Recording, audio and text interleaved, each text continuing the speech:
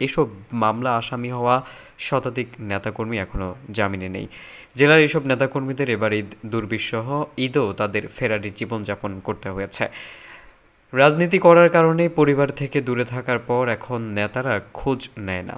এদিকে জেলার কোথাও ঈদের পর নেতাকর্মীদের নিয়ে ঈদ পুনর্মিলনী কিংবা নেতাকর্মীদের সঙ্গে সাক্ষাৎকার আয়োজনের করেননি কোনো নেতা।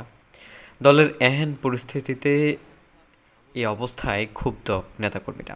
জামিন না পাওয়া ছাত্রদলের একজন সাবেক শীর্ষ নেতা জানান, রমজান মাস জুড়ে আমরা বারবার বলেছি নেতাদের, কিন্তু আমাদের জামিনের ব্যবস্থা হয়নি। ঈদের আগে কাজ করতে পারিনি, নেতারা খোঁজ নেয়নি, ঈদে সেভাবে পরিবারের পাশে থাকতে পারিনি।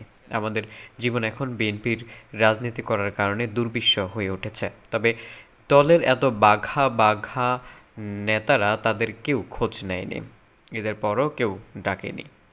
এমন হলে রাজনীতির মাঠে আর ত্যাগীরা খুঁজে পাওয়া যাবে না। এ ব্যাপারে জানতে চাইলে মহানগর বিএনপির সদস্য সচিব অ্যাডভোকেট আবু সাইদ ইউসুফ খান টিপু বলেন, আমরা মহানগরের সব নেতাকর্মীদের জামিনের ব্যবস্থা করেছি। জামিন বাকি আছে জেলার কিছু থানার নেতাকর্মীদের। হয়তো এখন তো সবারই অর্থনৈতিক অবস্থা খারাপ, তবুও আমরা 40 জনকে তারেক রহমানের পক্ষ থেকে ঈদ উপহার পৌঁছে দিয়েছি। আরও নেতাকর্মীদের গোপনে